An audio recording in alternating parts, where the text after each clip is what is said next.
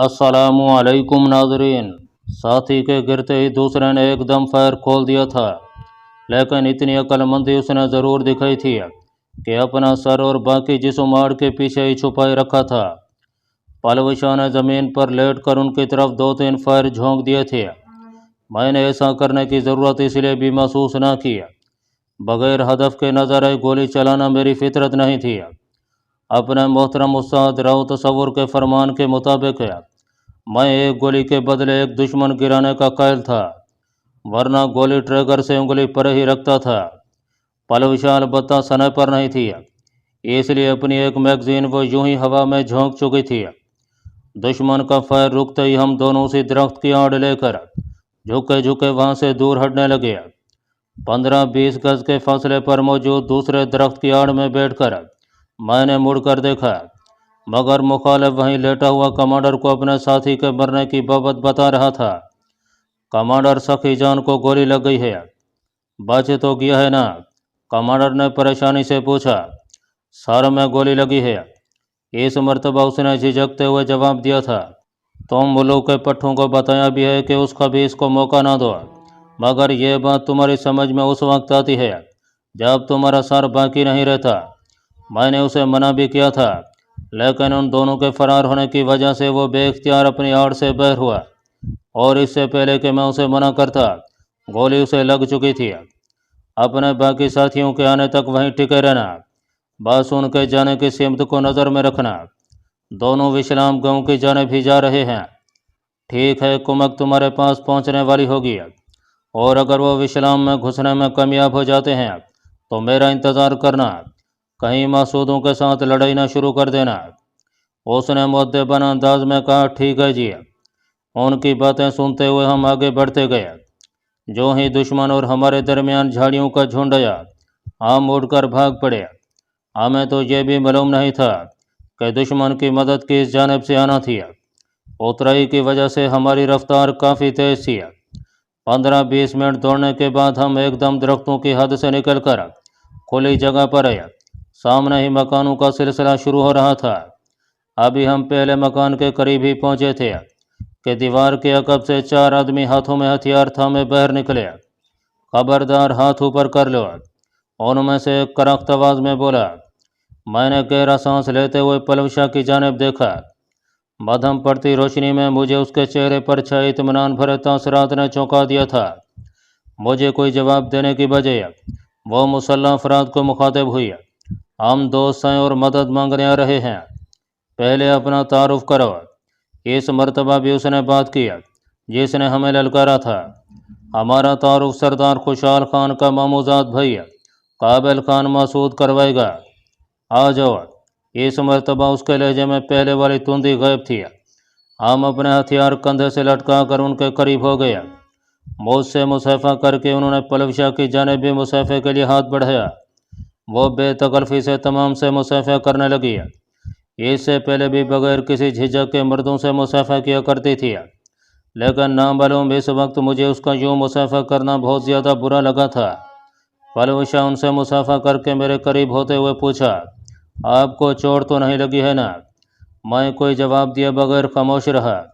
मुझे अभी तक उसका मुसाफा हजम नहीं हो रहा था। हालांकि इससे पहले वो मर्दों में नाचती रही थी और लड़के का भेष अपनाने की वजह से हर किसी से बेतकल्लुफ़ होकर मुसाफा भी कर लेती थी, लेकिन इस सब के बावजूद मुझे बहुत बुरा महसूस हो रहा था। पलवशा को भी मेरी खामोशी ज़हर हो गई थी। राजू, क्या बात है? मेरा हाथ थामते हुए उसने धीमे लहजे में पूछा। इस बार भी मैं कोई जवाब दिए बगैर खामोश रहा। अरे राजू, क्या इतना एतबार नहीं है अपनी पलवशा पर? उसकी आवाज़ सरगोशी में ढल गई थी। कहते हैं मोहब्बत करने वाले बगैर बताए एक दूसरे के साथ जान लेते हैं, और मेरे दिल की बात जानते हुए उसने इस मकौले को सच्चा साबित कर दिया था। अच्छा, आइंदा किसी से हाथ नहीं मिलाऊंगी। मेज़बानों की परवाह किए बगैर उसने मेरा हाथ खींचकर मुझे रोक लिया था। इस लहजे में शामिल तशवीश से मुझे खुशी हुई थी।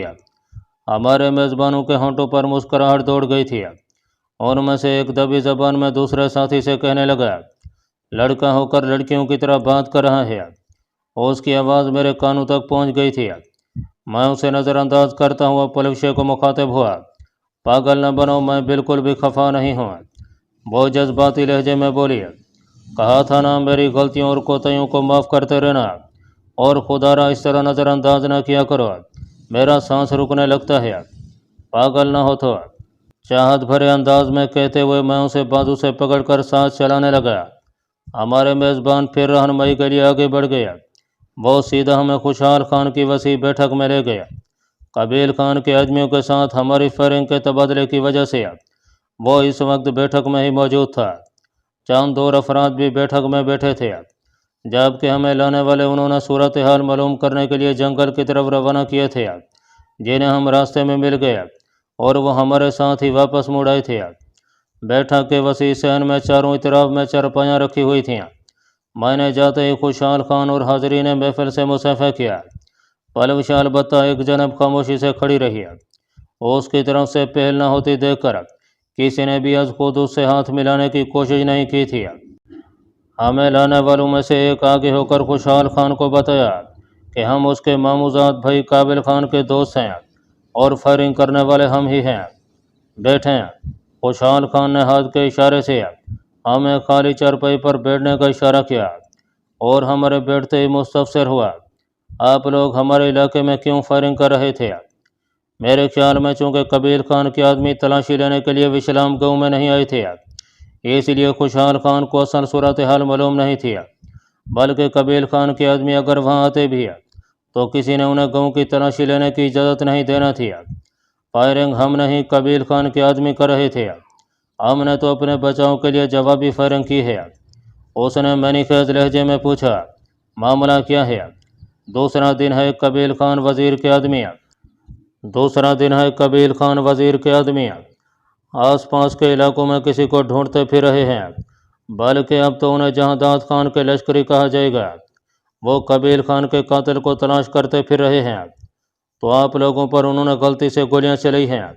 मैं इत्मीनान से बोला, नहीं। खैर, गलती तो नहीं कह सकते कि हम दोनों ही कबील खान के कातिल हैं। क्या कबील खान के कातिल तुम ही हो? इस बार उसके लहजे में हैरानी थी। जी हाँ, असल बात तो यही है। तो आप लोग यहाँ क्या लेने आए हैं? पनाह। उसने फौरन इनकार करते हुए कहा, मैं कबील खान के कातलों को पनाह देकर एक नई जंग नहीं छेड़ सकता, इसलिए आप लोग खाना वगैरह खाकर तशरीफ़ ले जाएं। कबील खान आपका भी तो दुश्मन था। पालवशाह ने पहली मर्तबा ज़बान खोली। बच्चे, आप इन बातों को रहने दें, आपका बड़ा बात कर रहा है।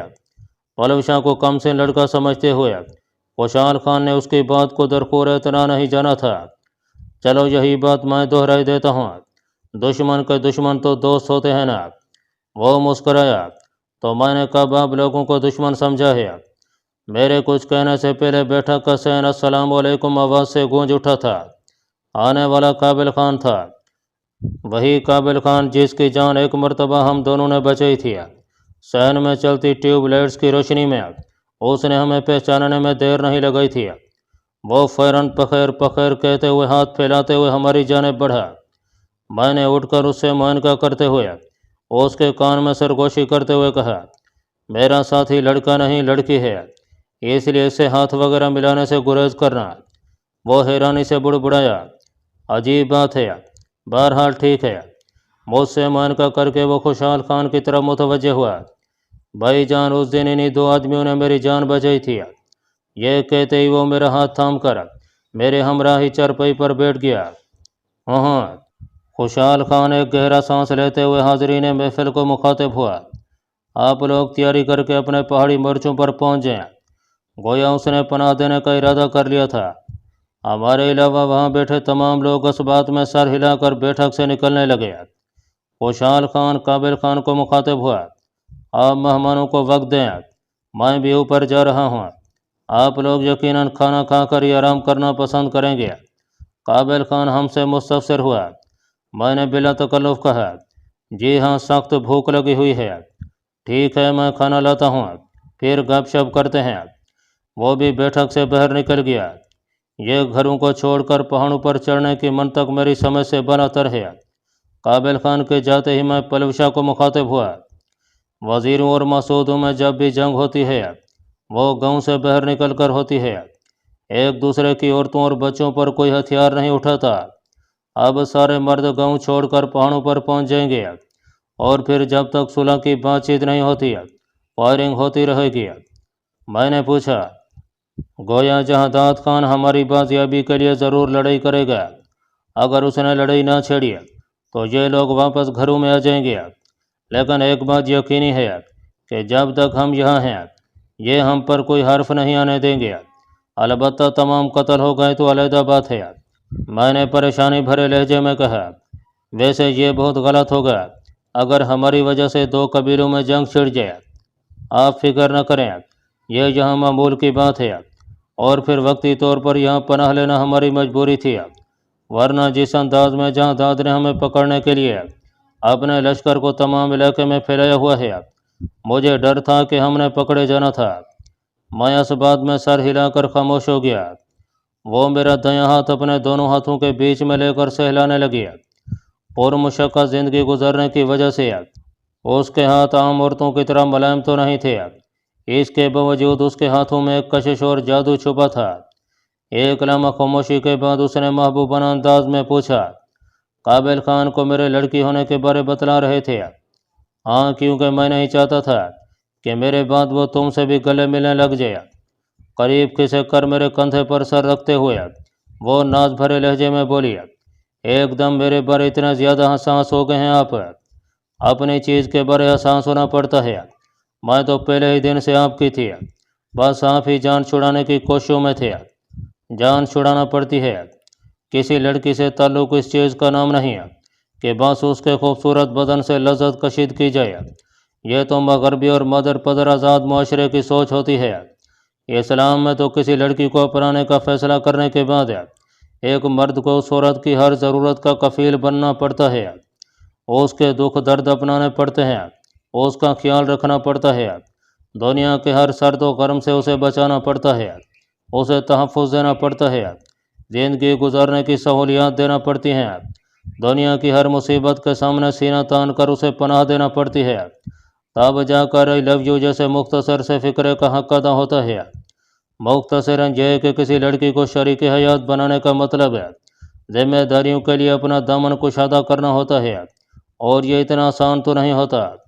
وہ لاڈ بھرے لہجے میں پوچھنے لگی، مجھ جیسی لڑکی کے حصول کے لیے بھی یہ ذمہ داریاں نہیں سنبھالی جا سکتی؟ سنبھال تو لی ہیں چندہ۔ راجو، یوں ہی ہمیشہ میرے لاڈ اٹھاتے رہو گے نا؟ میری ناز برداری کرتے رہو گے نا؟ میرا خیال رکھتے رہو گے نا؟ کسی کو مجھ سے زیادہ اہمیت تو نہیں دو گے؟ میری غلطیوں کو تیوں کو معاف کرتے رہو گے نا؟ بتاؤ نا راجو۔ ہاں، راجے کی جان، جو قسم چاہے لے لو، مرد کی زبان سے بھی بڑی کوئی قسم ہوتی ہے۔ کیا؟ خوشی سے سرشار لہجے میں کہتے ہوئے اس نے دوبارہ سر میرے کندھے پر رکھ دیا۔ اس وقت دروازے پر آہٹ ہوئی اور ہم جلدی سے سنبھل کر بیٹھ گئے۔ وہ قابل خان تھا، کھانے کے برتن اٹھائے اندر آ رہا تھا۔ معافی چاہتا ہوں، فی الحال جو پکا تھا وہی لے آیا ہوں، کل انشاءاللہ خصوصی طور پر آپ کی مہمان نوازی کریں گے۔ چکن کڑی کا بھرا ڈونگا دیکھتے ہوئے میں نے مسکرا کر کہا، اس سے اچھا اور کیا کھلائیں گے بھائی؟ کھانے کے برتن ہمارے سامنے رکھتے ہوئے وہ وضاحت کرتا ہوا بولا، یہ تو روزمرہ کا کھانا ہے دوست، آپ نے بھوکے ہونے کی اطلاع دی ہے تبھی جلدی میں یہی اٹھا لیا، ورنہ مہمان کے لیے تو کچھ خصوصی ہی پکایا جاتا ہے۔ جزاک اللہ۔ روٹی کا نوالہ توڑتے ہوئے میں نے خلوص دل سے کہا۔ اس نے پانی کا بھر جگ کر ہمارے قریب رکھتے ہوئے کہا، آپ لوگ کھانا کھائیں، میں چائے لاتا ہوں۔ چونکہ میں نے اسے پلو شاہ کے لڑکی ہونے کے بارے بتلا دیا تھا، اسی وجہ سے وہ وہاں نہیں بیٹھنا چاہ رہا تھا۔ میں نے کہا، لیکن چائے دودھ والی لانا۔ ٹھیک ہے کہتے ہوئے وہ بیٹھک سے نکل گیا اور ہم کھانے پر ٹوٹ پڑے۔ ہمارے کھانے سے فارغ ہونے تک وہ چائے لے آیا تھا۔ ہم بمشکل ہی چائے پی سکے تھے کہ سردار خوشحال خان دو دراز قامت محافظوں کے ساتھ بیٹھک میں داخل ہوا۔ قابل خان، اپنے مہمانوں کو اندر کمرے میں لے جاؤ، جہادات خان چند منٹ تک خود یہاں پہنچنے والا ہے۔ جی بھیا، قابل خان سعادت مندی سے بولا، جبکہ میں اور پلو شاہ اپنا سامان اٹھا کر خود بخود کمرے کی جانب بڑھ گئے تھے۔ قابل خان نے زبردستی ہمارے ہاتھوں سے سامان تھاما اور آگے بڑھ کر کمرے کا دروازہ کھول دیا۔ آپ یہاں بیٹھیں، اور خود اپنے کانوں سے دونوں سرداروں کی بات چیت سن لیں۔ میں نے کہا قابل خان کوئی ایسا طریقہ نہیں ہو سکتا کہ آپ ہمیں حفاظت سے کہیں اور منتقل کر دیں تاکہ دونوں قبیلوں کے درمیان خواہ مخواہ ہونے والا جھگڑا روکا جا سکے؟ قابل خان نے خفگی بھرے لہجے میں جواب دیا، دوبارہ ایسا نہ کہنا بھائی، اگر دونوں قبیلوں کے درمیان جھگڑا چھڑا بھی ہے تو اس کی وجہ جہاں داد خان ہوگا۔ اتنا تو اسے معلوم ہونا چاہیے کہ قبائلی اپنے مہمانوں کی حفاظت کرنا جانتے ہیں۔ نہیں، میرا مطلب یہ نہیں تھا، آپ ہر قسم کے مطلب کو رہنے دیں بھائی۔ قابل خان نرمی سے مسکراتا ہوا باہر نکل گیا۔ تھوڑی دیر بعد ہی جہاں داد خان اپنے محافظوں کی میت میں وہاں پہنچ گیا تھا۔ وہ ایک دراز قامت شخص تھا، لمبی گھنگریالی زلفیں اور گھنی مونچھوں نے اس کے چہرے کو کافی پر روب بنا دیا تھا۔ اس کے محافظ بھی اسی کی طرح دراز قامت اور مضبوط جسے والے تھے۔ اس کے سر پر رکھی ہوئی سفید کراکلی ٹوپی اور کالی سیاہ واسکٹ اس کی وجاہت میں اضافہ کرتی تھی۔ وہ آمنے سامنے چارپائیوں پر بیٹھ گئے تھے۔ گفتگو کی ابتدا جہاں داد خان نے کی تھی۔ قد و قامت کی طرح اس کی آواز بھی کافی بھاری اور پر روب تھی۔ خوشحال خان ہمارے دو مجرم وشرام گاؤں میں چھپے ہوئے ہیں اور ہم انہیں پکڑنے آئے ہیں۔ یقیناً آپ اس ضمن میں ہم سے تعاون کریں گے۔ جہاداد خان جب ایک قبیلی سردار کسی کو پناہ دیا کرتا ہے تو وہ یہ نہیں دیکھتا کہ پناہ گزین مجرم ہے یا بے گناہ، وہ بس اپنے پاس مدد کی درخواست لے کر آنے والے شخص کی مدد کرتا ہے۔ اور جہاں تک تعلق ہے ان افراد کو جو بھی تھوڑی دیر پہلے یہاں پہنچے ہیں تو وہ پناہ گزین نہیں بلکہ میرے محسن ہیں، اور محسنوں کی حفاظت کی جاتی ہے، انہیں قتل نہیں کرایا جاتا۔ وہ دونوں میرے بھائی قبیل خان کے قاتل ہیں اور دونوں قبائل کے درمیان ہونے والا امن معاہدہ اس بات کا متقاضی ہے کہ آپ ہمارے مجرموں کو پناہ نہ دیں۔ ایسی باتوں سے معاہدے ٹوٹ جایا کرتے ہیں اور میں نہیں چاہتا کہ ایسی چھوٹی سی بات پر ہمارا معاہدہ بھی باقی نہ رہ پائے۔ جہاں داد خان کے لہجے میں ایک بڑے قبیلے کا سردار ہونے کا زام ابل رہا تھا۔ اس کی باتوں کے پس پردہ واضح دھمکی شامل تھی کہ اگر خوشحال خان اس کے دشمنوں کو اس کے حوالے نہیں کرے گا تو وہ وشرام پر حملہ کر دے گا۔ خوشحال خان ٹھہرے ہوئے لہجے میں بولا، کیا امن معاہدے میں ایسی کوئی شک شامل تھی کہ کسی بھی آدمی کو پناہ دینے کے لیے ہم دوسرے قبیلے کی مرضی کے محتاج ہوں گے؟ یا اس سے پہلے علام خیل کا سردار کسی کو پناہ دینے سے پہلے مجھے مطلع کیا کرتا تھا؟ بات کسی کو نہیں، لالا قبیل خان کے قاتل کو پناہ دینے کی ہو رہی ہے، اور یقیناً اگر ہم وشرام کے سردار کے قاتل کو پناہ دیتے تو آپ نے بھی ہم سے یہی مطالبہ کرنا تھا۔ تو کیا آپ ہمارے مطالبے پر اپنے پاس پناہ گزین کسی شخص کو ہمارے حوالے کر دیتے؟ خوشحال خان کے لہجے میں طنز کی بو صاف محسوس کی جا سکتی تھی۔ جہاداد خان نے بے پرواہی سے کہا، کبھی ایسا موقع آیا تب دیکھا جائے گا۔ جہاداد خان آپ علام خیل کے نئے سردار بنے ہیں، کم از کم قبیل خان کے کیے گئے فیصلوں کو نہ بھولیں۔ زیادہ عرصہ نہیں گزرا، سال ڈیڑھ پہلے ہی سردار قبیل خان ہمارے ایک دشمن کو پناہ دے چکا ہے، بلکہ وہ شخص آج بھی آپ کا لشکری ہے۔ ٹھیک ہے، میں وہ آدمی آپ کے حوالے کرنے کو تیار ہوں، آپ ہمارے دشمن ہمارے حوالے کریں۔ جہاداد خان ہماری دشمنی میں اپنی قبیلی روایات کو پس پوسٹ ڈالنے پر تیار ہو گیا تھا۔ یقیناً آپ کا فیصلہ ایک قبیلی سردار کی شان کے خلاف ہے۔ ہم نے اپنے دشمن کا مطالبہ اس لیے قبیل خان سے نہیں کیا تھا کہ وہ کسی بھی صورت ہمارے دشمن کو نہ لوٹاتا۔ اور یاد رکھنا جہاداد خان، قبیلی سردار جب کسی کو پناہ دیتا ہے تو ہر سوز و ضیاع کو پس پشت ڈال دیتا ہے۔ ہم اپنے دشمن کی طاق میں ہیں، جب بھی وہ علام خیل کی حدود سے باہر ہمیں ٹکرایا بچ نہیں پائے گا۔ اور یہی مشورہ میں بھی آپ کو دوں گا کہ آپ کے بھائی کے قاتل جب وشرام کی حدود سے نکل جائیں تب آپ ان کے ساتھ جو سلوک کرنا چاہیں ہم دخل انداز نہیں ہوں گے۔ اس کا مطلب ہے آپ انکار کر رہے ہیں؟ جہاداد خان نے تصدیق چاہنے کے انداز میں پوچھا۔ سردار جہاداد، یقیناً آپ کا یہ سوال ایک قبیلی سردار کی شان سے بعید ہے۔ جہاداد نے بگڑتے ہوئے لہجے میں کہا، خوشحال خان، میں یہاں قبیلی سردار کی خصوصیات پر سبق پڑھنے نہیں آیا، مجھے ہاں یا نہ میں جواب دیں۔ میں جواب دے چکا ہوں۔ خوشحال خان نے اس کے غصے کی ذرا بھر پرواہ نہیں کی تھی۔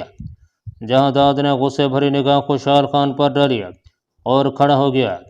اس نے اپنے سامنے پڑے قہوے کی پیالی اور خشک میوہ کی ٹرے کو ہاتھ بھی نہیں لگایا تھا۔ چند لمحے اسے گھورنے کے بعد وہ غضبناک لہجے میں بولا، خوشحال خان، یاد رکھنا، اس سب کے ذمہ دار آپ ہوں گے۔ خوشحال خان نے سلجھے ہوئے لہجے میں جواب دیا، جہادات خان، ہر آدمی اپنے فعل کا جواب دہ خود ہی ہوتا ہے۔